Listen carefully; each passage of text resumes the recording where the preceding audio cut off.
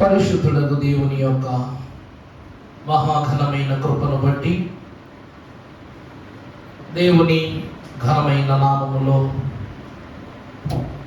ఆయన ఇచ్చినటువంటి పరిశుద్ధ సమయమును తలంచుకుంటూ దేవుని యొక్క లేఖన భాగాలను ధ్యానం చేసుకుందాము. పరిశుద్ధ గ్రంథముల నుండి చదవబడిన వాక్య భాగం మత్తయి సువార్త 4వ అధ్యాయము ప్రారంభము నుండి దేవుని యొక్క మాటలను చదువుకుందాము. అప్పుడు యేసు అపవాది చేత శోధింపబడుటకు ఆత్మ వలన అరణ్యమునకు కొనిపోబడెను. 40 రాత్రులు ఉపవాసము ఉండి ఉన్న పిమ్మట ఆయన ఆకలి కొనగా ఆ శోధకుడు ఆయన యొద్దకు వచ్చి, నీవు దేవుని కుమారునివైతే ఈ రాళ్ళు రొట్టెలు యగునట్లు. చాలండి. దేవుని యందు ప్రియబిడలారా, దేవుని యొక్క మహాఘనమైన కృపను బట్టి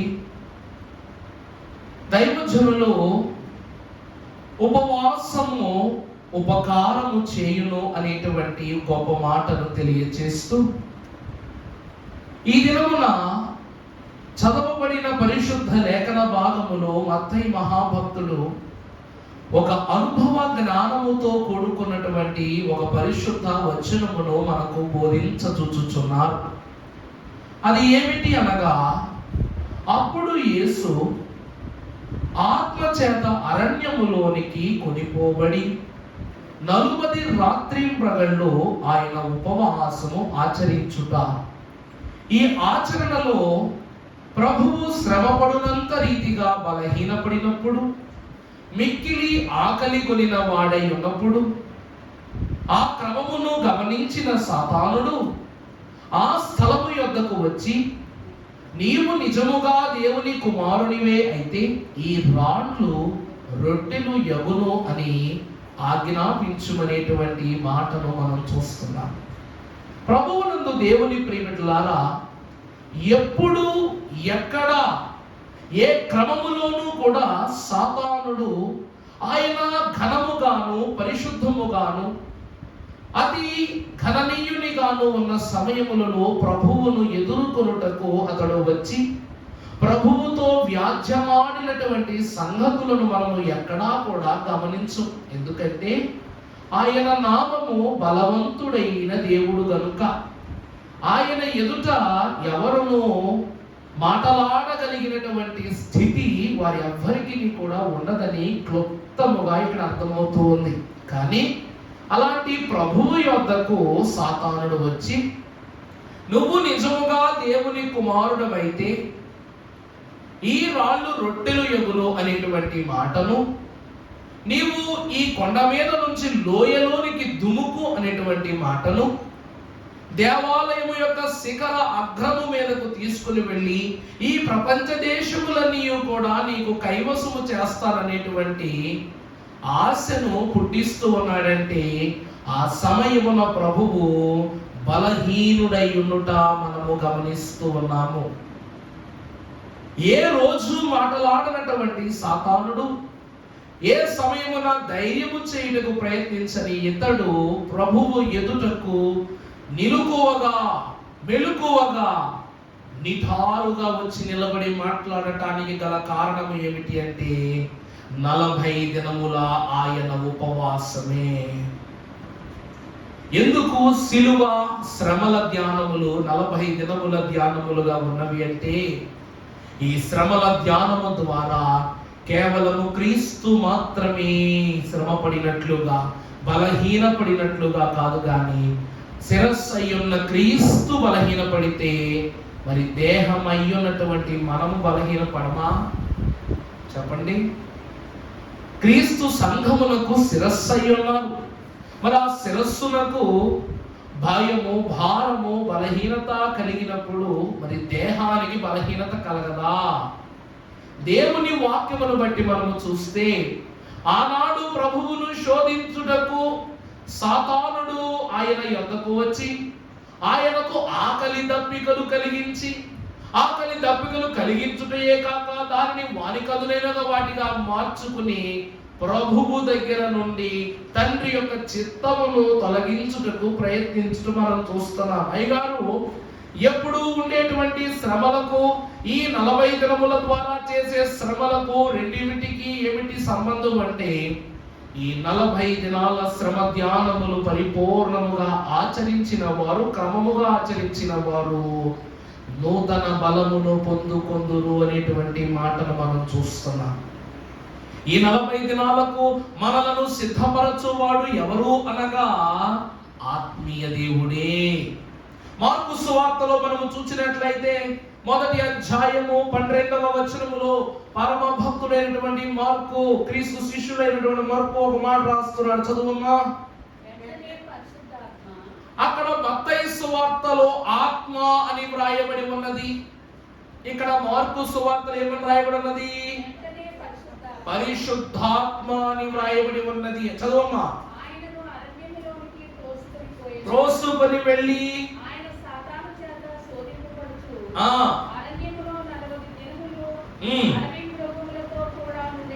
అడవి మృగములతో కూడా నుండేను. ప్రభువునందు దేవుని ప్రియబిడ్డలారా, దేవుని వాక్యములో 40 దినములు ఆచరించినటువంటి వారు ఎన్ని శ్రమలను భవించారో, ఆ తదుపరి ఎంత సౌఖ్యమును ప్రభు యొద్ద నుండి సంపాదించుకున్నారో మనం బాగుగా ఎరిగిన వారమే. ప్రభువునందు దేవుని ప్రియబిడ్డలారా, 40 దినాల యొక్క వాక్యము విశ్వాసికి చాలా బలమైనటువంటి స్థితిని ఇస్తుందట. మొదటిది పాపమును జయించే శక్తి, రెండవది మనలో ఉన్న బలహీనతలను, రోగములను జయించే శక్తి, ఇవన్నిటిని దాటి సాతానును జయించే శక్తి. ఈ శక్తులన్నీ కూడా ఏకమగుట ద్వారా మన తండ్రి గారు అన్నారు. ఏమిటి అంటే, తండ్రి, కుమారుడు, పరిశుద్ధాత్మునిగా ఈ పాపము నిమిత్తము త్రిత్వముగా దేవుడు ఉద్భవించుటకు కారణము. మొదటిది తండ్రి ఎందుకు అనగా పాపము యొక్క శక్తిని తొలగించటానికి, కుమారుడు ఎందుకు అనగా పాప ప్రక్షాళన చేయటానికి, పాపముల నుండి మనలను రక్షించుటకు, ప్రక్షాళన చేయుటకు కుమారుడు ఆయన రక్తమును మన కొరకు అందించుటకు. మూడవది పరిశుద్ధాత్ముడు ఎందుకనగా మిగిలిన పాప నైజమును పరిహారము చేయుటకే పరిశుద్ధాత్ముడు. అందుకే యేసు క్రీస్తు ప్రభు సైతము పాపము దాని నైజమును గెలవగలుగు బలమును సంపాదించుకొనుట నిమిత్తము ఆత్మీయ తండ్రి ఏర్పాటు చేసిన దీక్షా వ్రతమే 40 దినముల శ్రమ ధ్యాన సన్నిధి.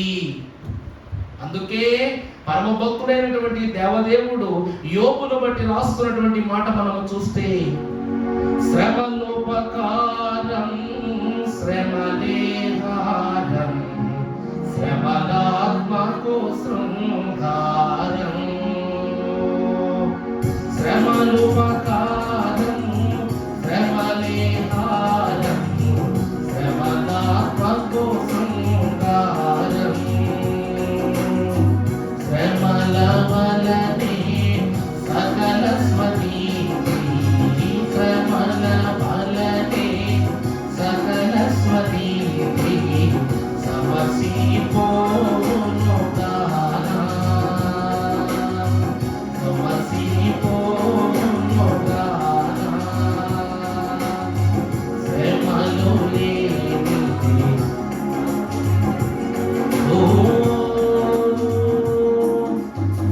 మానవుడు శ్రమను పొందగదైవా, మానవుడేటు కాగలడు. ప్రభువునందు దేవుని ప్రియబిడ్డలారా, శ్రమలు ఉపకారము, శ్రమలు ఆహారము. చూడండి, శ్రమలు ఆహారము అంటే ఏంటి అర్థం? హారము. అయ్యగారు ఆహారమును కూడా అన్నారు. ఎందుకంటే శ్రమల ద్వారా విశ్వాసికి క్రీస్తువును జీవాహారము లభించబోతుంది గనక ఈ ఆహారమే విశ్వాసులకు అలంకారమునిచ్చేటువంటి హారమును అన్నారు. అలాగనే శ్రమలు ఆత్మకి ఏమై ఉన్నది? శృంగారము. శృంగారము అనగా ఏమిటి అంటే కలలొద్దుట, నవ రూపమునందించుట. అందుకే ఈ శ్రమల వల్లనే మనుష్యులకు అనగా దేవుని బిడ్డలమైన మనకు సకలమైన స్వనీతి ఏమైపోతుందంట? సమసిపోతుందంట. ప్రభు అనగా నీతి లేని నాకు తన స్వనీతి ఇచ్చారా? నీతి లేని నాకు తన సునీతి దయచెయ్యును, స్వనీతిని త్రుంచును అన్నారు. అవునా కాదండి? ఈ శ్రమలు మన స్వనీతిని తొలగిస్తాయట. అందుకే శ్రమలు లేనిదే ఏం లేదు? స్వర్గము లేదు. ఏం లేదు? శ్రమలు లేకుండా ఏం లేదు? యేసుక్రీస్తు ప్రభువుకైనా పరలోకమున దిగ్గున వెళ్ళే భాగ్యం కావాలంటే శ్రమ పడవలసిందే. అర్థమవుతుందా అండి? అయ్యా యేసుక్రీస్తు ప్రభువుకు నువ్వు భలే వెళ్ళనిచ్చావయ్యా, మమ్మల్ని కూడా అలాగే తీసుకువెళ్తావంటే ప్రభు అడుగుతారంట, నువ్వు ఎత్తుకుంటావా సిలువా? నువ్వు వేలాడతావా 6 గంటలు? నువ్వు పడతావా ఆ 1 తక్కువ 39 కొరడా దెబ్బలు? నువ్వు పడతావా దూషణ అంటారు. అందుకే నన్ను ఎవడైనా నువ్వు వెంబడించబోయినట్లయితే వాడు మొట్టమొదట తన సిలువను ఎత్తుకుని నన్ను వెంబడించాలి. అందుకే సిలువ లేనిదే స్వర్గము లేదు, శ్రమ లేనిదే స్వర్గము లేదు అన్నారు.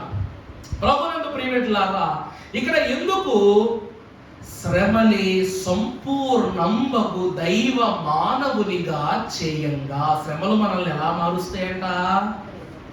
సంపూర్ణమైన దైవ మానవునిగా చేస్తాయట.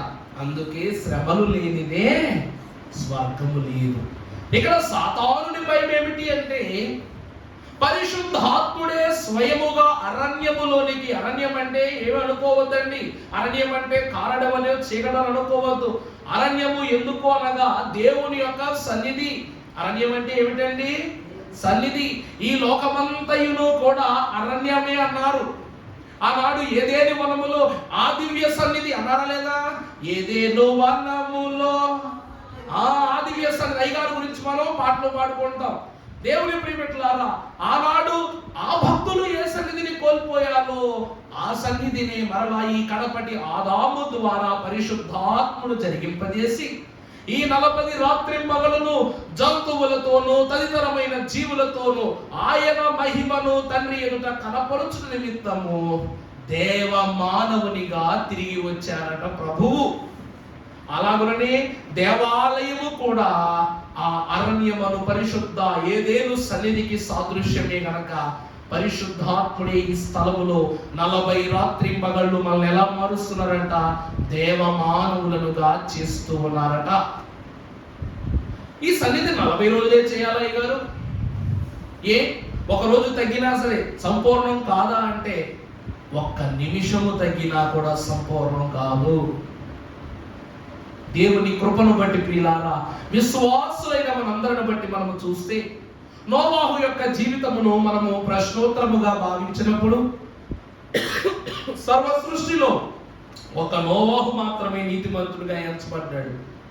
అతని కొరకు దేవుడు ఒక ఓడను ఏర్పాటు చేసుకోమని అతని నిమిత్తమై ఆ ఓడలో తన కుటుంబమును చూడాలి అతని కుటుంబమును అలాగనే ప్రతి జంతువులను, పక్షులను, పురుగులను, ప్రతి జీవిని జతలుగా ఏర్పాటు చేసి దేవదేవుడు ఓడలోనికి పంపించాడు. ఈ ఓడలోనికి వెళ్ళిన నోవాహు కుటుంబమును ఈ యొక్క పశుపక్షాదులను, జంతువులను, జీవులను ఏం చేస్తూ ఉన్నాయి 40 దినములు? ఆ యొక్క ఓడలు అంటే సన్నిధే చేస్తూ ఉన్నాయి. ఏం చేస్తున్నాయంటండి? ఈ 40 దినాలు నోవాహు కుటుంబానికి అన్నం ఉందా? జంతువులకు అన్నం ఉందా? అయ్యగారు అంటున్నారు. అందుకే ఏ దినమున ఏదేను వనములో ఆదాము అవ్వలకు నిష్కల్మష యుగముగా పేరునిచ్చి ప్రారంభములో పాపమే లేని స్థితిని చూపించాడు. ఆ భాగ్యము వల్ల నోవాహు కాలములో ఓడలో ఆ 40 దినాలు దేవుడు జరిగింపజేశాడట. కారణం ఏమిటి అంటే ప్రియులారా, సింహము పక్కన గొర్రె పిల్ల ఉన్నను, గొర్రె పిల్లను తినాలన్న ఆలోచన సింహమునకు లేదు. పక్షిరాజు ప్రక్కన పావురమునను దానిని హతమార్చవలనే తలపు పక్షిరాజులకు లేదు. పురుగునైనను భక్షించాలని ఏ జంతువుకును తలంపు కలగలేదు. కారణం ఏమిటంటే ఆ దినమున 40 దినములు ఆ నోవాహు ఓడలో నావికుడు త్రిత్వ దేవుడు కనుక వారు త్రిత్వ దేవుని సముఖములో ఏం చేస్తున్నారంటే ఉపవాసము చేస్తూ ఉన్నారు. ఈ ఉపవాసమే 40 దినముల తరువాత అరారాతు పర్వతము మీదకు వీరిని తీసుకుని వెళ్ళి గమ్యములో చేర్చబడింది. అంతే ఉపవాసము ద్వారా అరారాతు మీదకు చేరి ఈ కుటుంబము దేవుని స్తుతించి ఉపకారం పొందుకుంది. ఆ స్థలములోని షేము వంశమునకు ముగ్ధదారుడును 10వ తరము వాడైన అబ్రహాము వంశావళిలో దేవుడే తన ప్రియ కుమారుని అందించుటకు ఇష్టపడ్డాడు. ఇది ఉపకారమా కాదా? దేవుడు దీవెనిస్తానన్నాడు. ఆయన ఏ సమయమునకిచ్చునో, ఏ కాలమునకిచ్చునో, ఏ సమయమునకిచ్చునో మనం ఎరుగము. కానీ ఆయన ఇచ్చు సమయము వచ్చినప్పుడు దానిని ఆపగలవాడు గాని దానిని అడ్డుకొనగలవాడు గాని ఈ భూమి యందు ఉండడు. అందుకే నోవాహు యొక్క నీతి బట్టి షేము మహాభక్తునికి దేవుడిచ్చిన భాగ్యము అబ్రహామైతే, అబ్రహాము బట్టి ఈ తర వంశములన్నీ కూడా క్రీస్తు రక్తము చేత పరిపూర్ణముగా క్షమాపణలోనికి తీసుకుని రాబడ్డాయి. దేవునికి మహిమ కలుగును గాక. అందుకే ఆనాడు నోవాహు 40 దినముల యొక్క ఉపవాసమే ఈనాడు మనం అందరము ఆచరిస్తున్న పరిశుద్ధమైన ఉపవాసం. అసలు 40 రోజుల ఉపవాస భాగ్యం మొదలైందే నోవాహు దగ్గర నుంచి. అవునా కాదండి? ఎవరు చేశారు? 40 దినాలు కడుపు కట్టుకుని, నోరు కట్టుకుని, ఆలోచనలన్నీ లోకము వైపు మరలేవక, బయట ప్రళయం వస్తేనే, సముద్రం వస్తేనే, పడవ తిరగబడితేనే, తిరగబడకపోతేనే మనమందరము దేవుని రక్షణలో ఉన్నామన్న నమ్మికే దేవుడు ఉపవాసము ద్వారా కలిగిస్తున్నది. పరిశుద్ధ గ్రంథములో మనము చూసినట్లయితే ప్రియులారా, దీనిని గురించి సిలువ ధ్యానాలలో ఇంకా క్లుప్తంగా నేను తప్పక తెలియజేస్తాను. ప్రభు పేరిట మీకు తెలియజేస్తున్నాను. ఈ ఉపవాసం ఆచరించిన తర్వాత నిర్గమాకాండం 34వ అధ్యాయము 28వ వచనమును మనం ఒకసారి చదువుకున్నప్పుడు, నిర్గమాకాండము 34వ అధ్యాయము 28వ వచనం ఒకసారి చదవడమ్మా. అతడు 40 రేయింబగళ్ళు యెహోవాతో కూడా ఉండెను. అతడు భోజనము చేయలేదు, నీళ్లు త్రాగలేదు. అంతలో ఆయన ఆ నిబంధన వాక్యములను అనగా 10 ఆజ్ఞలను వ్రాసెను. ప్రభువునందు దేవుని ప్రియబిడ్డలారా, ఇక్కడ మనము చూస్తే నోవాహు ఉపవాసము ద్వారా జల ప్రళయము నుండి రక్షణ కుటుంబముగా మార్చబడిన తరువాత ధర్మశాస్త్ర యుగము ప్రారంభమైంది. ఈ యుగములో చూడండి, మొదటిది నిష్కల్మష యుగము. ఆ యుగములో ఆదాముడు, ఆ తరువాత అవ్వల యొక్క వారి యొక్క జీవితం పాపములో ఉండటం. ఆ కాలము ముగిసిపోయిన తర్వాత ఎవరితో ముగిసిపోయింది అంటే నోవాహు జల ప్రళయముతోనే ఈ నిష్కల్మష యుగాన్ని పరిపూర్తి చేశాడు దేవుడు. ఆ తరువాత ఏ యుగం ప్రారంభమైందంట? ధర్మశాస్త్ర యుగము ప్రారంభమైందట. ఈ ధర్మశాస్త్ర యుగములో ఆచరించవలసిన 40 దినముల యొక్క పరిశుద్ధమైన ఉపవాస వ్రతములకు మొదటి పురుషుడును ఆచరణీయుడు ఎవరనగా దేవుని తొలి ప్రవక్తయును ఆత్మ సంచార వర భక్తుడయ్యున్న మోషే ద్వారా ఈ క్రమాన్ని దేవుడు ప్రారంభం చేశారు. పరమభక్తుడే స్వయముగా వ్రాస్తున్న మాట ఏమిటంటే, ఇదిగో ఆ మోషే 40 రాత్రింపగళ్ళు ఆ సీనాయి పర్వతముపై భోజనము చేయలేదు, నీళ్లు త్రాగలేదు. నీళ్లు త్రాగకుండగా యెహోవానే అతడు సేవించుచున్నాడు. కాబట్టి ఈ 40 దినాల యొక్క ఆచరణను బట్టి ఆ నిబంధన వాక్యములను అప్పుడు దేవుడు ఎక్కడ రాశారంట? రాతి పలకల మీద వ్రాసి ఎవరికి ఇచ్చారు? మోషేకి. అంటే దీని అర్థం ఏమిటంటే ప్రియులారా, దేవుడు 40 రోజులు వాక్యం రాయలేదు అక్కడ. ఇతడు 40 రోజులు దేవుని వాక్యమును నిబంధనను అందుకొనుటకు అర్హుడు అని ప్రభువు పరిశోధించిన తరువాతే చివరిగా నిబంధన వాక్యాలను దేవుడు వ్రాసి మోషే చేతికి అప్పగించాడు. అలాగని 40 దినములు ఈ సిలువ ధ్యాన భాగ్యములలో, సిలువ యొక్క అనుశీలనలో మనము ఉన్నట్లయితే మన హృదయం అనే పలక మీద దేవుడు ఏం రాస్తాడంట? ఆయన జీవపు వాక్కును వ్రాస్తారు. ప్రభు అంటున్నారు, జీవ గ్రంథములో నేను మీకు ఏమిస్తాను, పేరునిస్తాను అన్నారు. తెల్లని రాతినిస్తానన్నారు. అది పొందుకున్న వానికే, జయించు వానికే తప్ప మరి ఎవరి కంటికి అది కనబడదు అని ప్రభు అంటున్నారు. ప్రభునందు దేవుని ప్రియబిడ్డలారా, దేవుని యొక్క వాక్కును మనము గ్రహించినట్లయితే 40 దినములు ఎందుకు అనగా, ఆయన తన పావన హస్తముతో నశించిపోతున్న మన జీవిత రాతను మరలా నూతన నిబంధనగా వ్రాయటానికి. పాత నిబంధన గతించిన ప్రతి సంగతులను క్రొత్త నిబంధనలో యేసుక్రీస్తు ప్రభువు ఎలా మార్చారంట, నూతనమైన వ్రాతలుగా మార్చారు. ఆయన వంగి ఏమో వ్రాయిచు ఉండెను. ఆయన ఏమి రాశానో ఎవరము ఎరుగము, కానీ ఆయన ఎవరిని గురించి రాశారు అన్న మాటకు వస్తే సంఘమును గురించి ఆ మాటను వ్రాశారు. అది ఖచ్చిత నిజము అంటూ ఉన్నారు. ఆ మాటను చూసి తప్పు చేసినటువంటి, వ్యభిచారము చేసిన స్త్రీ పక్కకు వెళ్ళిపోలేదు, రాళ్ళు వేసిన వాళ్ళు పక్కకు వెళ్ళిపోవాలా, అలాగనే శిష్యులైన వారు వెనక్కి వెళ్ళిపోవాలా. ఈ మాటను చూసిన ప్రతి ఒక్కరూ కూడా ఇది మా కొరకే అన్న యోచన అక్కడ వారు కనపరుచుకున్నట్లు మనం చూస్తున్నాం. అంటే అక్కడ నువ్వే ఉన్నా కూడా నువ్వు కూడా అది నా కోసం అనుకోవాల్సిందే. నిజమా కాదండి? ఎందుకనగా 40 దినములు నీ నుదుటి రాతను, నీ హృదయ రాతను కూడా దేవుడు ఆ సకాలముని చక్కదిద్దేవాడై ఉన్నాడు. అందుకే శ్రమ ద్వారా సంపూర్ణ మానవతత్వాన్ని దేవుడిస్తాడు. నీ యొక్క గతమును, నీ వ్రతమును, నీకున్నటువంటి హితమును కూడా దేవుడు మార్చేస్తాడు. అందుకే స్టెఫను గురించి చెప్పినప్పుడు ఆయన యొక్క అంశాన్ని 4 భాగాలుగా విభజించారు. మొదటిది స్టెఫను యొక్క గతం, రెండవది స్టెఫను చేసిన వ్రతం, దేవుని నమ్మటం, నాలుగవది ఆ వ్రతము ద్వారా దేవునికి స్టెఫన్ ఏమైపోయాడు, హితమైపోయాడు. ఈ హితమైపోయాడు కాబట్టి లోకము స్టెఫనును హతం చేసింది. అవునా కదండి? దేవుని వాక్యం అంటూ ఉంది ఏంటంటే, దేవునిలో నువ్వు హతము చేయబడ్డావంటే దేవునికి హితుడు అయినట్లే. ఈ 40 దినములు నీ వ్రతమును దేవునికి హితము చేస్తాయి. అందుకే ప్రభు యొక్క వాక్యము మోషే ద్వారా 40 దినాలు అతడు సంపూర్ణమైన దేవమానవుడైన తరువాతే దేవుడు నిబంధన వాక్యమును ఇచ్చాడు. ఒప్పుకుంటారా?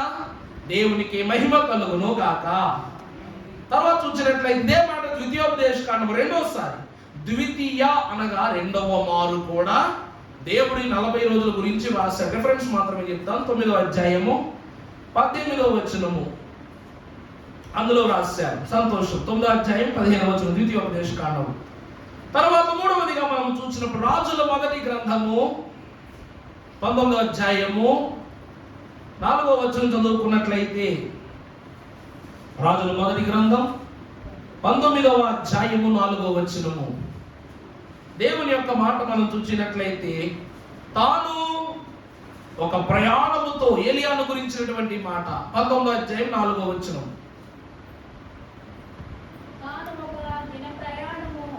తాను ఒక దిన ప్రయాణము అరణ్యములోనికి పోయి యొక్క బదిరి వృక్షము కింద కూర్చుండి మరణాపేక్ష గలవాడై, యెహోవా నా పితరుల కంటే నేను ఎక్కువ వాడను కాను, ఇంత మట్టుకు చాలు. అప్పుడు ఏమైందంట,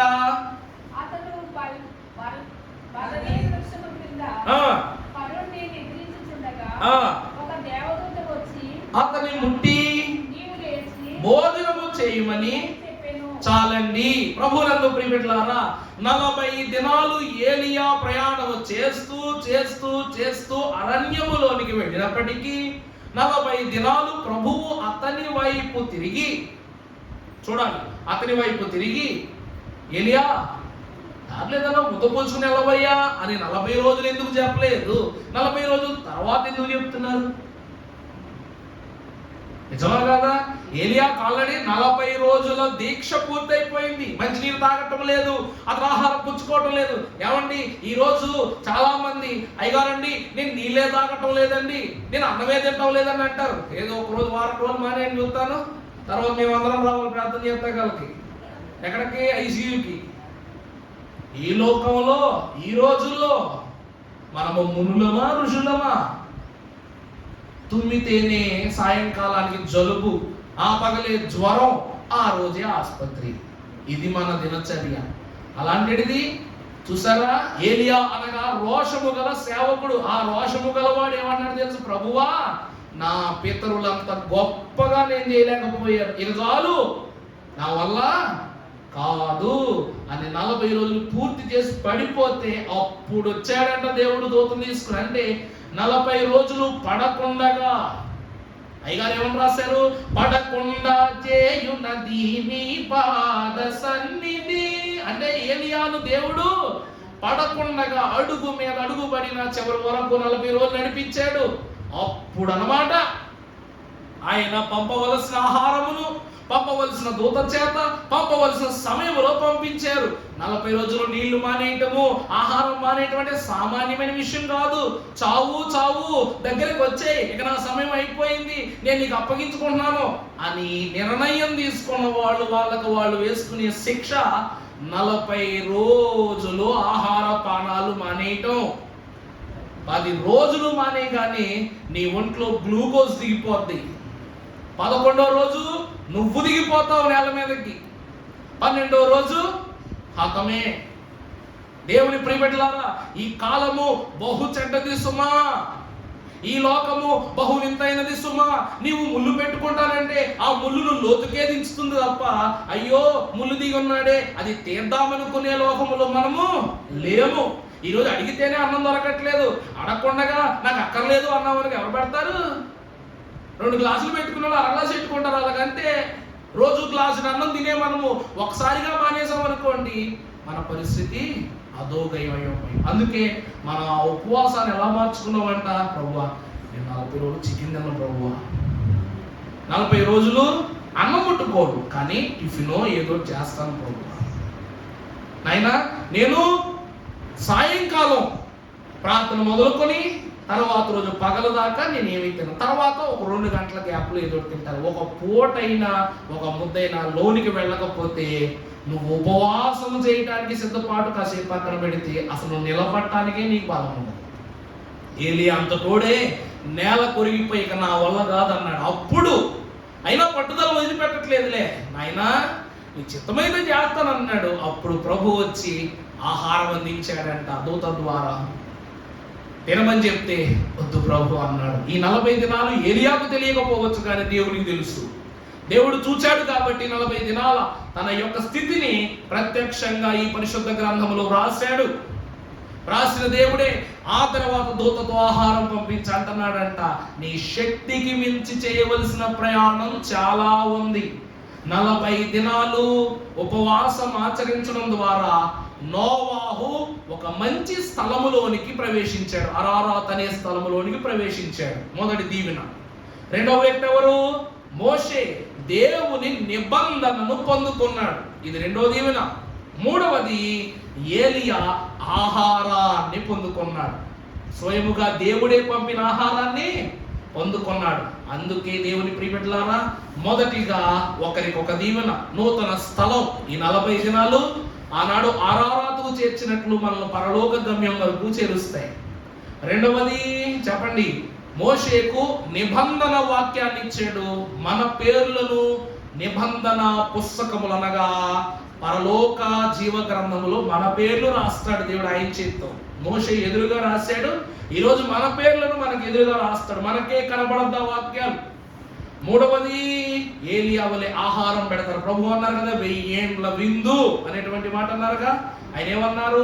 మీరు నాతో రాకడలో నా తండ్రి సముఖము ఉన్నంత కాలము నేను ఆహారమును మరలా మీతోనే పుచ్చుకుంటాను, అప్పటి వరకు నేను పుచ్చుకొనను అంటారు. మూడవది జీవ ఆహారమును ప్రభువు పెడుతున్నారు. నాలుగవదిగా చూసినట్లయితే యోనా గ్రంథం 3వ అధ్యాయము 4వ వచనం మనం చదువుకున్నట్లయితే, యోనా గ్రంథము 3వ అధ్యాయం 4వ వచనం.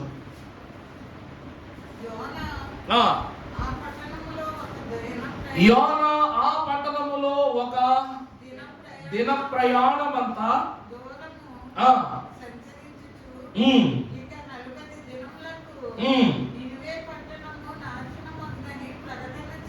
చేయగా నినివే పట్టణపు వారు దేవుని యందు విశ్వాసము ఉంచి ఉపవాస దినమును చాటించి గనులేమి అల్పులేమి అందరూ. చాలండి. దేవుడు యోనా మహాభక్తుణ్ణి ఓడ మీద పంపించాలంటే ఓడ మీద పంపించగలడు, లేక పడవ మీద పంపించాలన్నా పడవ మీద పంపించగలడు, ఈత కొట్టుకుంటూ వెళ్ళిపోయే ఏర్పాటు కూడా దేవుడు చేయగలడు. మోషే కాలంలో సముద్రాన్ని 2 పాయలు చేసినట్టు యోనా ఒక్కడి కోసం దేవుడు 2 పాయలు చేయటం ఈ కాలంలో సామాన్యమైనటువంటి స్థితిగా చేసేస్తాడు దేవుడు. ఎందుకంటే ఆయన సంకల్పం అటువంటిది కాబట్టి. కానీ యోనాను చేప గర్భములోనే దేవుని యొక్క సిద్ధపాటు నిమిత్తము తిమింగలం యొక్క గర్భములోనే దేవుడు తీసుకుని వెళ్ళటానికి ఎందుకు ఆశపడ్డాడు అని అంటే, దేవుని ప్రియబిడ్డలారా, యోనాకు కూడా సన్నిధి అవసరం, యోనాకు కూడా రక్షణ అవసరం, యోనాకు కూడా ఈ ఉపవాస ఆచరణ తప్పక అవసరమనే ఉదాహరణను దేవుడు ఆ దినమున జరిగించ నిర్ణయించుకున్నాడు. అందుకే దేవుడు తెలియజేసిన ఏ మాటయును నిరర్ధకము కానేరదని మనము తెలుసుకోవాలని అంటున్నాడు భక్తుడు. అవునా కాదండి? దేవుడు నోటి నుంచి ఏ మాట కూడా ఎప్పుడు పొల్లుపోదు. అందుకే ఈ గ్రంథములో ఉన్న ప్రవచన వాక్యములను విడదీయడానికి కానీ కలపడానికి కానీ మనకి ఏ అధికారం లేదు. ఎందుకంటే దేవుని కంటే తెలివైందా మన జ్ఞానం. అందుకే పరమభక్తుడి యొక్క వాక్యాన్ని బట్టి చూస్తే యోనా కూడా ఈ లోకములో వచ్చు ప్రళయాన్ని కానీ లేకపోతే రాబోతున్నటువంటి ఆపదలు కానీ తెలిసినప్పటికీ ప్రభువా వారు మారరు, వారుగా ఏం చేయరు, వారు మారరు. నువ్వు ఎందుకు ప్రభు వారు మార్చమని పంపిస్తున్నావు? వారు మారరంటే మారరు. ఎందుకు? నీ ఆలోచన అంతయు వృధా, నేను వెళ్ళిన ఉపయోగం లేదు, నాకు ఓడ ఖర్చులు వెళ్ళడానికి ఆ బలం ఖర్చు తప్ప, నా శక్తికి మించిన ప్రయాస తప్ప పని జరగదయ్యా అంటున్నాడు. అంటే ప్రభు అప్పుడు అనుకున్నారు, అక్కడ వారిని మార్చాలంటే ముందు యోనా ఆలోచన మారాలి. వారు మారరు మారరు అన్న మాటలో నేను వారిని మార్చలేననే ఆలోచన ఎక్కువ కనబడుతుంది, నేను ఈ పనిని ఎత్తుకోవాలన్న మాట ఎక్కువ కనబడుతుంది, నీ వెనకడిగే ఎక్కువ కనబడుతుందని ప్రభువు గ్రహించడాన్ని బట్టి నేను యెహోవాను నాకు అసాధ్యమైనది ఏదైనా ఉన్నదా అని ఆయన వాగ్దానం చేసిన దానిని బట్టి నినివే ఓడ ఎక్కవలసిన ఇతడు తర్షీషు ఓడను ఎక్కగా తుఫానులు పుట్టించి తర్షీషు ఓడ నావికులకు ఆయన ఏమిటో చూపించాడు. ఇది సామాన్యమైన తుఫాను కాదు, అవునా కాదండి? ఇది కేవలం ప్రకృతి పుట్టించిన తుఫాను అయ్యుంటే, సముద్రంలో వచ్చిన సాధారణమైన తుఫాను అయ్యుంటే మనం అనుకోవచ్చు. కానీ ఇది ఎవరికో దేవుని విరోధులైనటువంటి వారు ఎవరో మన వాళ్ళు ఉన్నారు. అందును బట్టి ఇంత సముద్రాన్ని కూడా దేవుడు ఏం చేసేస్తున్నాడో లొక్కల కోసం తుఫాను పుట్టించి కంపింపజేస్తున్నాడు కనుక వాడెవడో తెలుసుకోవాలి అర్జెంటుగా. చూసారా, ఒక ప్రవక్తకు రావలసిన ఆలోచన సర్వసాధారణమైన సముద్ర ప్రయాణికులకు వచ్చింది. అప్పుడు వెతుకుతుంటే కిందకు వెళ్ళి గుర్రు పెట్టి నిద్రపోతున్నాడు. అప్పుడు అతడు ఒక ప్రవక్త నీవు కూడా గ్రహించకుండా ఓయి నిద్రపోతాలే. ఎందుకంటే తుఫాను వస్తే అల్లిపోతారు, కానీ ఈయన ఏం చేస్తున్నాడు? నిద్రపోతున్నాడు. అంటే ఇది ప్రభువు వల్ల వచ్చిన తుఫానని యోనాకు ముందే తెలుసు. ఈ ఓడ మునిగిపోదని యోనాకు ముందే తెలుసు. నేను ఉన్న ఓడను దేవుడు ముంచడని అతనికి ముందే తెలుసు. కాబట్టి ప్రశాంతంగా నిద్రపోతాడంట. వచ్చారు, ఓయి నిద్రపోతా, నీ వలనే అయితే దేవుడు ఈ ఓడను ఇలాగ అస్తవ్యస్తం చేస్తున్నాడు, నువ్వు దేవునికి విరుద్ధమైన పని చేసావు కాబట్టి ఇదిగో అని చెప్పేసి వాళ్ళు ఏం చేశారంట? ఓడలోంచి బయలుదేరు బాబు అన్నారంట. విచిత్రం ఏంటంటే ప్రియులారా, ఆ ఓడలో నుండి యోనా దూకిన వెంటనే చిటికలో వెలుగొచ్చినట్లు తుఫాను చిటిక సమయంలో చల్లారిపోయిందంట. ఆయన నీట మునగగానే నీరంతయు కూడా ప్రశాంతమయమైపోయిందంట. ఈ అద్భుతాన్ని చూసినటువంటి తర్షీషు ప్రజలు ఈ ఓడ ద్వారా వారి టర్కీ దేశం, ఇప్పుడు తర్షీష్ అంటే టర్కీ, ఇస్తాంబుల్ అంటారు, ఆ దేశానికి వెళ్ళి ప్రకటన గ్రంథములో ఉన్న 7 సంఘాలలో ఒక సంఘం తర్షీష్లో ఉంది. అక్కడికి వెళ్ళి ఇక్కడ జరిగిన వింతను గురించి వారు కూడా పరిచర్య చేశారా లేదా? మేము ఓడెక్కాం, దేవుని పరిచారకుడితో ప్రయాణం చేశాం, దేవుడు తుఫాను పుట్టించాడు, ఇతను అలా వేయగానే నిమిషంలో తుఫాను ఆగిపోయింది, ఎంత అద్భుతమోనని వాళ్ళ మాటలు చెప్పుకుంటూ వాళ్ళ దేశానికి వెళ్ళారు. ఇలా పడినటువంటి యోనా ఆ సమయమునకు ఆ స్థలములోనే అతను పడవేయాలన్న నిర్ణయం, ఆ సమయములో తిమింగలం ఉన్న చోటు దేవుని యొక్క ఏర్పాటును బట్టి అది నోరు తెరచి అతన్ని మింగివేయటం, మింగివేసినది మొదలుకొని 3 రోజులు దానికి ఆకలి లేదు, విరామము లేని ప్రయాణం. తిమింగలం అంటే అరగంటకు ఒకసారి బయటకు వచ్చి ఊపిరి పీల్చుకోవాలా, ఊపిరి తీసుకోవాలా. ఎప్పుడైనా మీరు డిస్కవరీ ఛానల్లో చూడండి, తిమింగలం పైకి రాగానే ఇలా వాటర్ షవర్లో బయటకు వస్తుంది. అది ఏంటనుకుంటారు? నీళ్ళు వదులుతుంది కాదండి, అది ఊపిరి తీసుకోవటం. అది ఊపిరి విడిచిపెట్టి అలా పుస్సను బయటికి విడిచిపెట్టి వెంటనే ఊపిరి తీసుకుని మరలా నీటిలోకి వెళ్ళిపోతే అరగంట దాకా బయటికి రాదు. అది ఒక తిమింగలం ఊపిరి పీల్చుకోవడం వదలడానికి పట్టే సమయం అర్ధగంట సేపు. అలాగున్నా 3 రోజులు అది మరలా తిరిగి ఒడ్డు మీదకి రాలేదు. పోనీ అరగంటకు ఒకసారి ఊపిరి తీసుకోవడానికి బయటికి రాలా.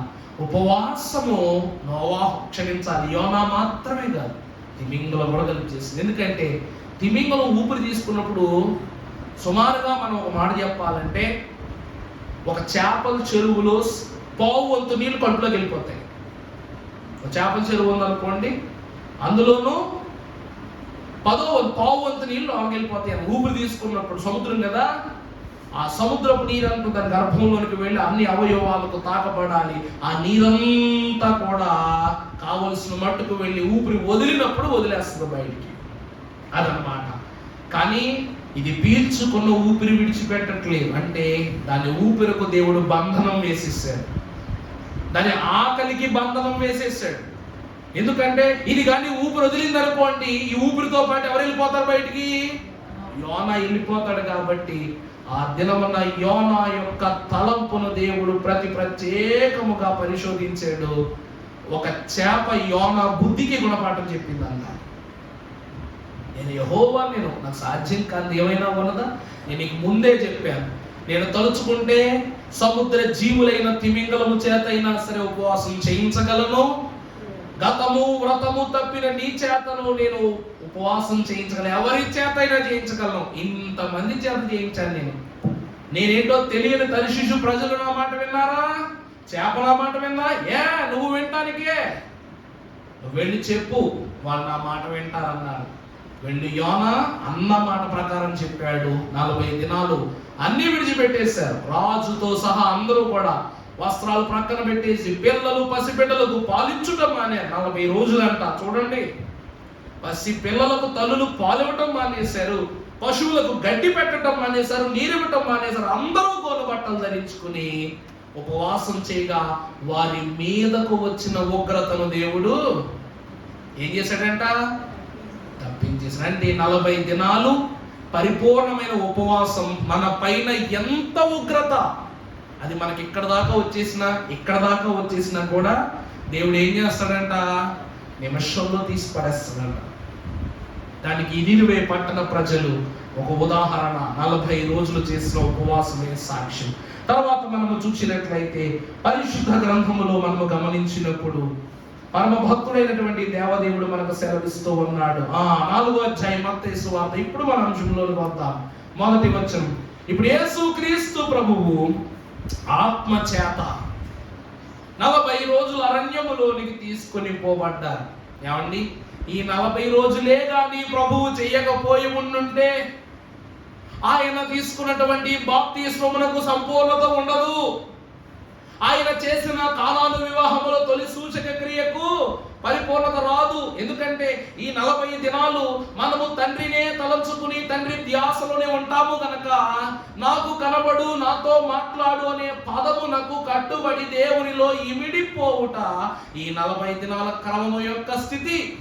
అందుకే ప్రభు అంటారు, 40 దినములు ఆచరించిన మనకు ఎప్పుడు ఎక్కడ ఎలా దేవుని ఏం అడగాలో కూడా తెలుసుద్దంట.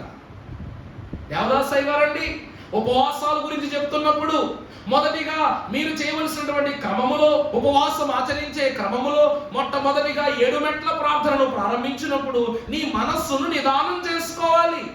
అంటే మంచి గాని చెడు గాని, లోకము గాని పాపము గాని, మోహము గాని వ్యామోహము గాని ఏమీయో నీ మనస్సులోనికి రాకూడదు, ఒక్క ప్రభువు తప్ప.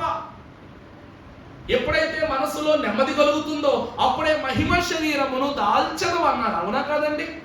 అనుమానములను నువ్వు అణచివేయము, అప్పుడు నిన్నేం చేస్తాను, నేను ఆయుక్తం చేసేస్తాను. అవునా కాదా? బాగా ఆలోచిస్తున్నారు చర్మం గురించి.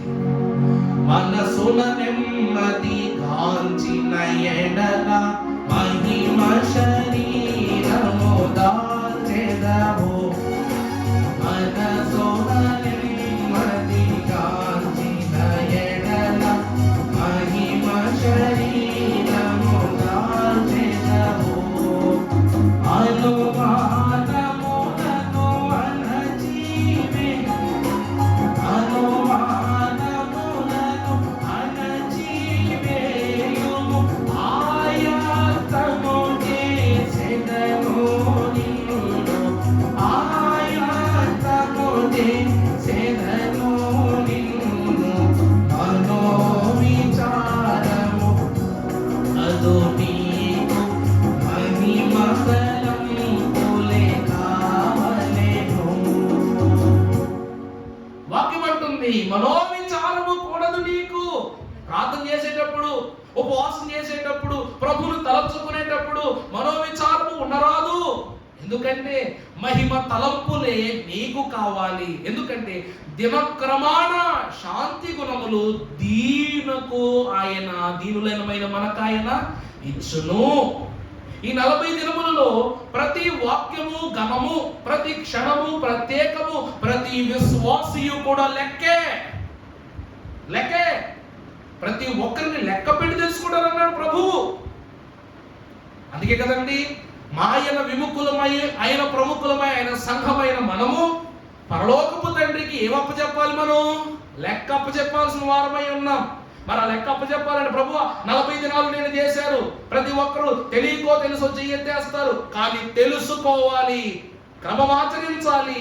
అప్పుడు నువ్వు చెయ్యెత్తినా ఎత్తకపోయినా, సమాజంలో నువ్వు కనబడినా కనబడకపోయినా దేవునికి కనబడతా. దేవునికి గుర్తే, అన్నీ గుర్తే. అయిగా రాశారుగా, ఎంత పాపమైనా ఎట్టి పాపమైనా అంతయు దేవునికి అవగాహనమే అన్నారు. అన్ని తెలుసు ప్రభువుకి. దేవుని ప్రియబిడ్డలారా, అలాగున నినివే వారు ఉగ్రతను పోగొట్టుకున్నారు. నోవాహు కుటుంబము అరారాతు పరిశుద్ధ స్థలములోనికి వెళ్ళింది. మోషే మహాభక్తుడు నిబంధన పలకలను సంపాదించుకున్నాడు.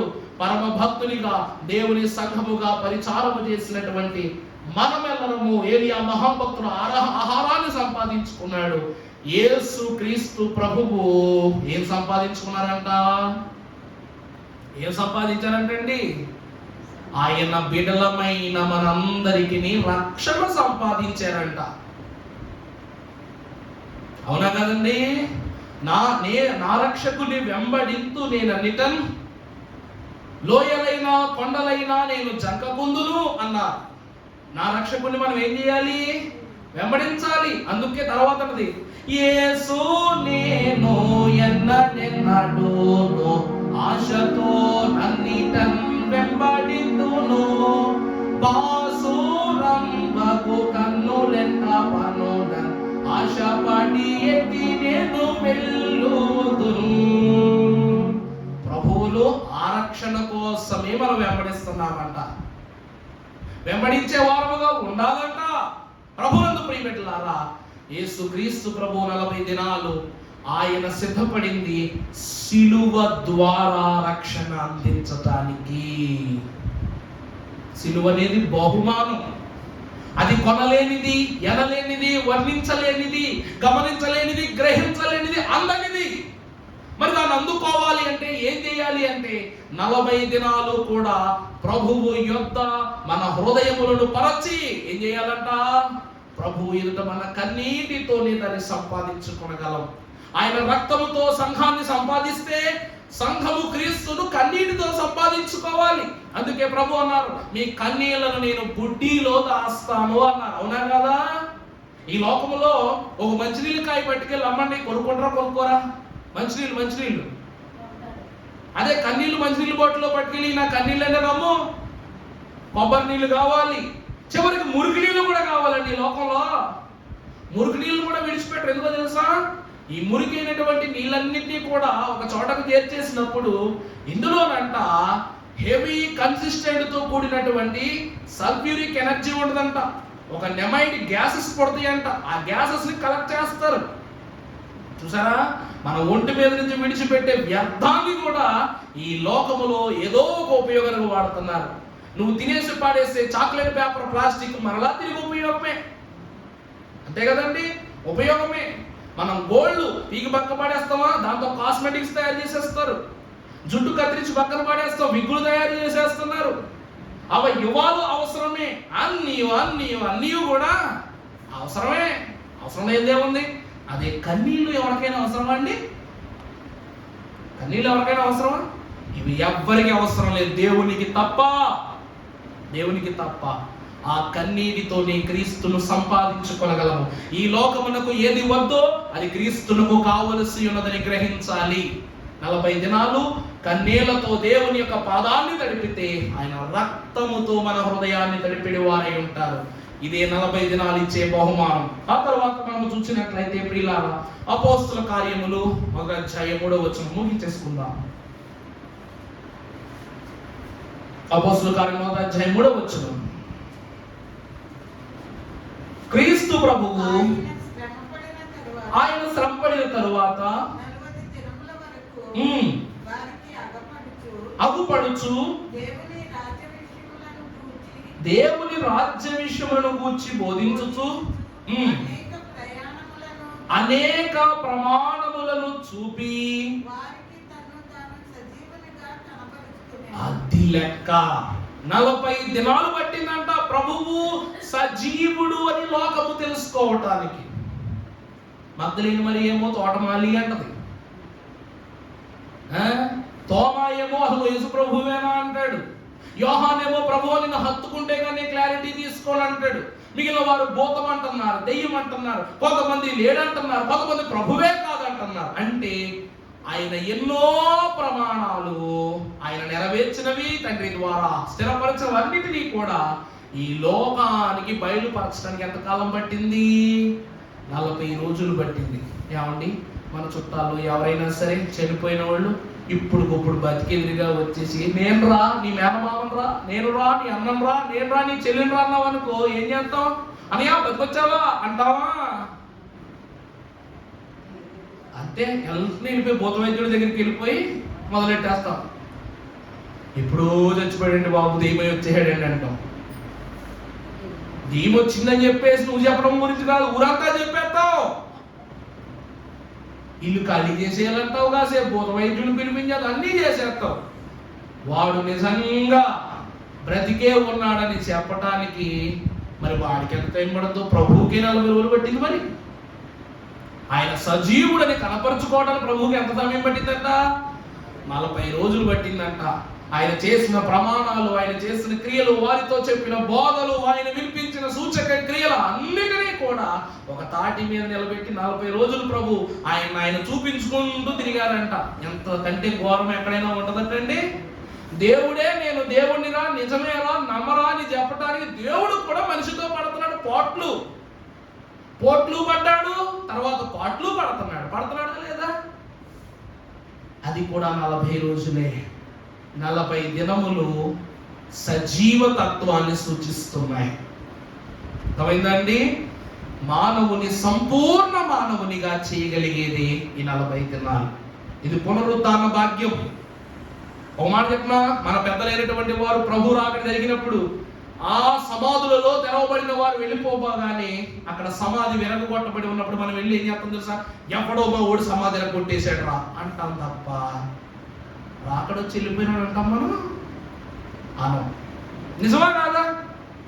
ఇప్పటికిప్పుడు మన గ్రామమున కాలువ అవతల ఉన్నటువంటి సమాధి దొడ్లలో ప్రతి సమాధి మధ్యకు వెరగొట్టు, అన్ని సమాధులు వెరగొట్టబడితే ప్రభు రాకడ వచ్చిందని అంటామా? మొట్టమొదట మా సమాధుల దొడ్డి ఎవరో ఎరగొట్టేశారని అంటామా? ఎరగొట్టేశారని అంటాం. గుండ్ల మీద చేసుకుని చెప్తాం ఈ మాట ఖచ్చితంగా.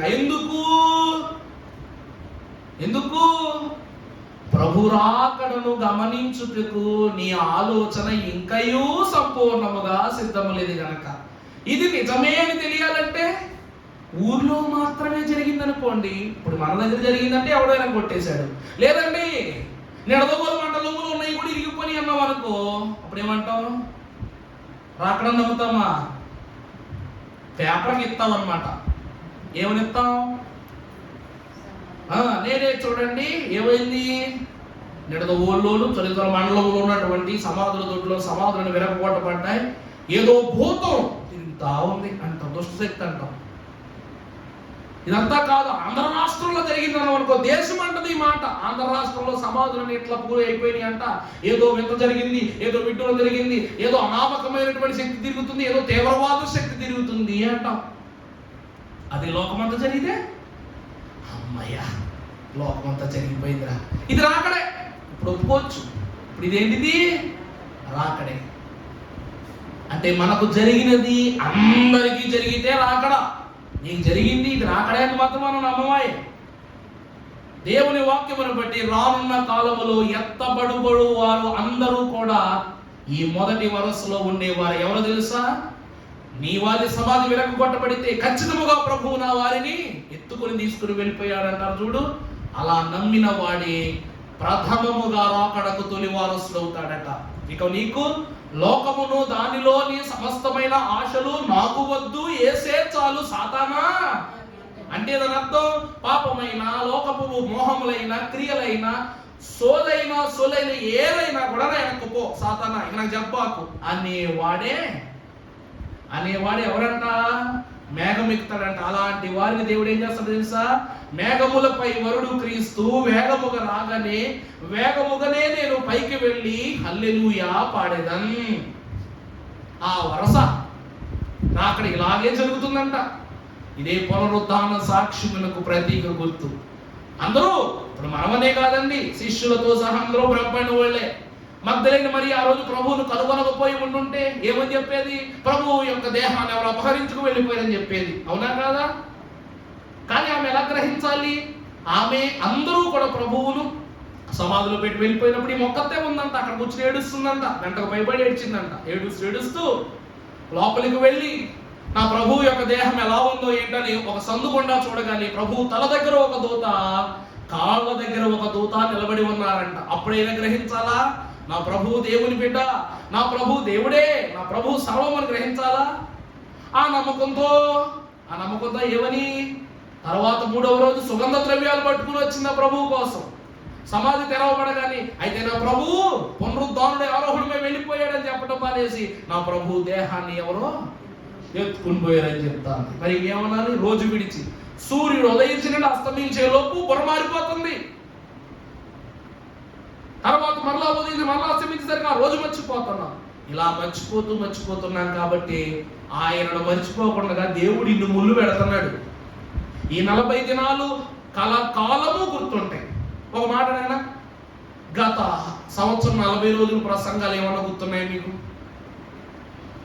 గుర్తున్నాయా? అదే 10 సంవత్సరాలు చెప్పినా కూడా 11వ సంవత్సరంలో కూడా గుర్తుండవు. యేసు క్రీస్తు ప్రభు వారి బోధలు ఆనాడే శిష్యుల ద్వారా అందరికీ చేరి ఉండుంటే ఈరోజు లోకములు తరాలకు బోధ ఇంట్లో బిడ్డలకు తల్లులే చెప్పేవారు, తండ్రులే చెప్పేవారు, యాజకులు కాదు. అర్థమైందండి? ఈ 40 దినాలు ఎందుకు అంటే దేవునిని ఆని ఉండటానికి. అందుకే పునరుద్ధాన సాక్ష్యం. ఇక చివరిగా నా మాటను ముగిస్తూ చివరి వాక్యాన్ని తెలియజేస్తాను. సమూయేలు మొదటి గ్రంథము 17వ అధ్యాయం 16వ వచనం చదువుకుందాం. దేవుని మాటలు ముగించుకుందాం.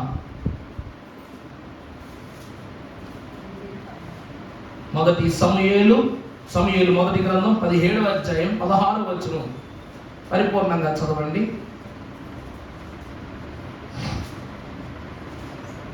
దేవుని ప్రజలైన ఇశ్రాయేలీల మీద అన్యుడు ఫిలిష్తీయుడైన గొలియాతు ఉదయమునను చదవనమ్మా 17:16 ఆ ఫిలిష్తీయుడు ఆ ఉదయమునను సాయంత్రమునను బయటికి తేరుచు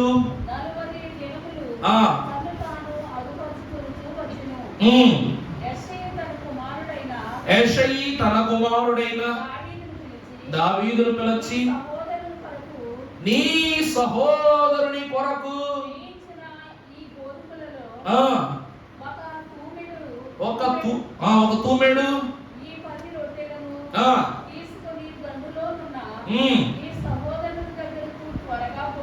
పొమ్ము. చాలండి ప్రభువులను ప్రియబిడ్డలారా, ఫిలిష్తీయుడైన గొలియాతు ఇశ్రాయేలీలతో యుద్ధము చేయాలని నిర్ణయించుకున్న తర్వాత ప్రతిరోజు 40 రోజులు ప్రతిరోజు ఆ ఇశ్రాయేలీలు ఎదురుగా వచ్చి నిలబడి, ఏంట్రా నాతో యుద్ధం చేస్తానన్నటువంటి వాళ్ళు సిద్ధంగా ఉన్నారని ప్రతిరోజు అడుగుతున్నాడంట. మరి 40 రోజులు గొలియాతు కనబడుతున్నాడు కానీ దావీదు కనబడట్లేదు అక్కడ. మరి 40 రోజులు దావీదు ఏం చేస్తున్నట్టు చెప్పండి? ఉపవాసము, అనుదినము దేవునినే ధ్యానించుచున్నాడు. ఈ ధ్యానములో దావీదట 7 ప్రాముఖ్యమైనటువంటి శక్తులను సంపాదించుకున్నాడంట. వాటినే దేవుడు అంటున్నారు దేవుడిచ్చిన ఆయుధములు అంటున్నారు. దేవుడు ఏమిస్తున్నాడంటండి? 7 ఆయుధాలు ఇచ్చాడట. మనము చూసినట్లయితే ఎఫెసీయులకు రాసిన పత్రిక 6వ అధ్యాయము 13 నుండి 17 వచనాలు మనం చదువుకున్నట్లయితే పరమభక్తుడైనటువంటి దావీదుకు దేవుడు ఈ 7 ఆయుధాలను బట్టే జయాన్ని ఇచ్చాడంట. చిన్నపిల్లోడికి కవచం ఉండదా? ఖడ్గం ఎత్తగలడా? ఈట విసరగలడా? పోని వేసుకున్న డాలును తొడుగుకు నడవగలడా? ఎలా ఉంటుందో తెలుసా అండి? దెప్పలో తాబేలు దాక్కున్నట్టు ఉండాలి. దావీదు ఎలా ఉంటాడటండి? దాని తలపైన డిప్పలా ఉంటుంది చూసారా తాబేలుకు, అందులో తాబేలు దాక్కున్నట్టు ఈ యొక్క కవచంలో దావీదు ఎక్కితే అలా దాక్కోవాలంట. అంతే తప్ప ఆ కవచం ధరించడానికి కూడా శక్తి లేనివాడు, అంత చిన్నవాడు దావీదు. ఎఫెసీ పత్రిక 6:13 నుండి 17 వచనాలలో దేవుడు ఇచ్చినటువంటి ఆయుధాలు చదవండి అమ్మా. అందుచేతను ఆపద్దినమందు ఈ రోజు రానే వచ్చింది. 40 దినాలు అయిపోయింది. దావీదు ఇప్పుడు ఇశ్రాయేలీయుల విషయంలో దేవుడిచ్చిన నిబంధనను బట్టి ఎదురుగా నిలబడ్డాడు. నిలబడిన ఇతడు ఎక్కడున్నాడు? ఉంటే బ్రతుకుతాడు, లేకపోతే చనిపోతాడు. గెలిస్తే గెలుస్తాం, లేకపోతే ఓడిపోతాం. కానీ యెహోవా నాకు ఇచ్చిన ధైర్యమును మాత్రము నేను విడనాడనంటూ దేవుడిచ్చిన ఆయుధాలు పట్టుకుని యుద్ధభూములకు వచ్చాడు. చదవండి అమ్మ. ఇప్పుడు వారిని ఎదిరించుటకును నిలవబడుటకును శక్తిమంతులగునట్లు. మొదటిది ఏమిటి అంట? దావీదు 40 దినాలు ఏం సంపాదించుకున్నాడంట? దేవుడిచ్చు సర్వాంగ కవచమును. అందుకే గొలియాతు అంటాడు, నాలో ఉన్నవాడి లోకములో ఉన్నవాడి కంటే గొప్పవాడు, జాగ్రత్త పడు అన్నాడు లేదా గొలియాతు? నాలో ఉన్నవాడు ఎవడు? లోకములో ఉన్నవాని కంటే చాలా గొప్పడు. ఆయన ఇచ్చాడు నాకు ఈ యుద్ధ కవచాన్ని. జాగ్రత్త, నాతో యుద్ధం చేయడానికి వస్తున్నావు. ఒక పిల్లోడు ఇలా మాట్లాడితే ఎలా ఉంటుందో చూడండి. తర్వాత ఏలయనగా నీ నడుమునకు సత్యమును. రెండవ ఆయుధం ఏంటంట దేవుడిచ్చింది ఉపవాసంలో? సత్యము అను దట్టి. నడుమునకు ఏమి ఇచ్చాడంట? సత్యమును దట్టిని ఇచ్చాడంట. ఈ దట్టి కట్టుకున్న వాటి దాంట్లోనే దావీదు ఏం దాచుకున్నాడు? సంచి పెట్టుకుని సంచిలో రాళ్ళు దాచుకున్నాడు. తర్వాత నీతియను మైమరుపును తొడుగుకొని. మూడవది ఏమిటి అంటే నీతియను మైమరుపు. తర్వాత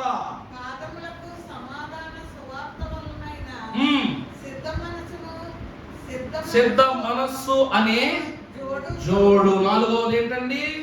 సిద్ధ మనస్సు అనేటువంటి సువార్త నిమిత్తమై. దేని నిమిత్తమై? సువార్త నిమిత్తమై సిద్ధ మనస్సు అనే జోడును. 4వ ఆయుధం ఏమిటంటే యుద్ధములో వాడే చెప్పులు వేరు. ఈరోజు పెళ్లికి వెళ్ళేటప్పుడు సూట్ వేసుకున్నప్పుడు వేసుకునే షూస్ వేరేలా ఉంటాయి. వాకింగ్లకు వెళ్ళేటప్పుడు వేసుకునే షూస్ వేరేలా ఉంటాయి. అలాగే ఆటగాళ్ళు పరిగెత్తే వాళ్ళు షూస్ వేరేలా ఉంటాయి. చెట్లాడేవాడు ఇలాగా కనబడినవన్నీ షూసే కానీ ఎన్ని రకాలు ఉంటున్నాయి చూసారా? అలాగే పోలీసులకు ఉండే షూస్ ఉంటాయి. చూసారా, ఎర్ర రంగులో ఉంటాయి. ఆ షూస్ డ్యూటీకి వచ్చేటప్పుడు వేసుకుంటారు. ఏదైనా బందోబస్తులకు వెళ్ళేటప్పుడు మిలిటరీ వాళ్ళు షూస్ లో ఉంటాయి. ఇంకా అది ఈ యొక్క పాదం మోకాలు కింద దాకా కట్టుకుని వేసుకునే ఉంటాయి. ఇవన్నీ అయిపోయిన తర్వాత ఎక్కడైనా సరే గొడవ జరుగుతుంది, ఫైరింగ్ చేయాలి, లేక లాఠీ చార్జ్ చేయాలంటే వాటికి వేరే షూస్ ఉంటాయి. అలాగనే యుద్ధ భూమిలో వెళుతున్నటువంటి మిలిటరీ వాళ్ళ షూస్ కూడా వేరేలా ఉంటాయి. ఈరోజు కేవలం గొర్రెలు కాచుకునేటువంటి దావీదు పాదములకున్న జోడును తొలగించి యుద్ధ భూమిలో గొలియాతును ఎదుర్కొనుటకు ఈ 40 దినముల ద్వారా దేవుడు సువార్త నిమిత్తమై సిద్ధపడిన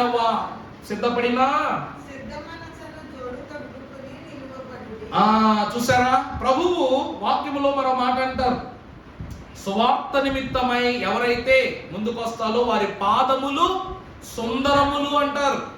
ఈ సుందర పాదములకు దేవుడు సిద్ధ మనస్సు అనే జోడును తొడిగాడు. ఇది 4వ ఆయుధం. 5వది ఏంటమ్మా? కాక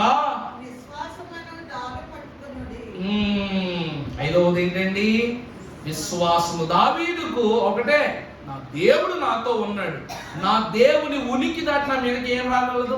అందుకే అయ్యగారు పాటలో రాశారు, శోధనలు మనల చుట్టి వచ్చినా, సాతాను అంబులెన్ని తగిలినా, భయము లేదు మనకిక ప్రభువు చెంతనుందుము, భయము లేదు మనకిక ప్రభువు చెంతనుందుము, యేసుతో ఢీవిగాను వెడలను, యేసుతో ఢీవిగాను వెడలను. చాలండి. శోధనలు మనలను చుట్టి వచ్చిన, సాతానుడు వేసిన అంబులన్నీ తగిలినా భయం లేదు. ఎందుకంటే దేవుడు ఏమిచ్చాడంట? విశ్వాసము అనే డాలునిచ్చాడు. తర్వాత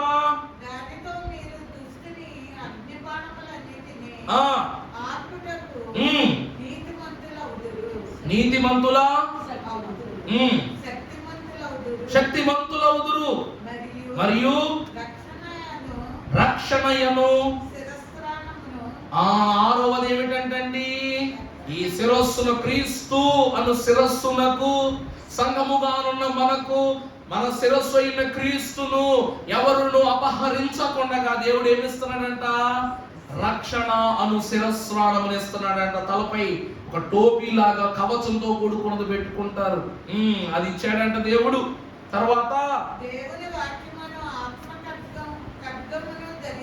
ధరించుకొనుడి. ఇక 7వది ఏమిటంట? ఆత్మ ఖడ్గము. ప్రభు ఎందుకంటారు తెలుసా? ఆత్మను ఆర్పకుడి అని. ఆత్మము నిత్యము దేవునిలో జ్వలించుచున్న దేవునికి ఇష్టమైనటువంటి సాధనం. దేవుని వాక్యం అనే ఖడ్గము చేత, ఈ వాక్యం అనే ఖడ్గము దేని వలన సిద్ధపడుతుందంటే ఆత్మ వలనే. అందుకే ఆత్మ లేనివాడు నా వాడు కాడు అంటున్నారు ప్రభు. ఈ 7 ఆయుధాలు 40 దినాలు ఉపవాసం చేసి సంపాదించుకున్నాడు. ఈరోజు 40 దినములు కూడా దేవుని ఉపవాసములో సంపాదించుకునదగిన శక్తులలో ఈ 7 శక్తులు మరింత ప్రాముఖ్యమైనవి. ఇవి ధరించుకున్న మనమే శోధకుని ఎదిరించగలం, సాతానును బెదిరించగలం, వైరులను ఓడించగలం, యుద్ధములను జయించగలము అని దేవుని యొక్క వాక్యము ద్వారా వ్యక్తపరుస్తున్నాం. అందుకే ప్రియులారా, ఈ 7 భక్తులు మొదటిగా ఎవరి నుండి? నోవాహు స్థలాన్ని సంపాదించుకున్నాడు. దేవుడు ఏర్పాటు చేసిన స్థలములోనికి నడిపింపబడ్డాడు. మనము ఏర్పాటు స్థలములోనికి నడిపింపబడతాం. 2వది, మోషే నిబంధన వాక్యము కలిగిన పలకలను సంపాదించుకున్నాడు. మనము ఈ 40 దినాల ద్వారా దేవుని నిబంధన గ్రంథములో మన పేర్లను సంపాదించుకోవాలి. 3వది ఎవరు? ఏలియా మహాభక్తుడు. ఆయన దప్పిగా ఆకలిని త్యజించిన అతనికి దేవుడే ఆహారాన్ని పంపించాడు. మనకు కూడా మనము ఆకలి దప్పికలో ఉన్నప్పుడు, బలహీనపడినప్పుడు దేవుడే తన ఆహారం ఇచ్చి తృప్తిపరుస్తాడు. 4వది ఏంటంటే నినివే పట్టణస్థుడైన యోనా ఎలాగునైతే ఉగ్రతను తొలగించాడో, ఈ 40 దినాలు పాపము, శాపము, సాతానుడనే ఉగ్రతను మనం తప్పిస్తాయి. అలాగనే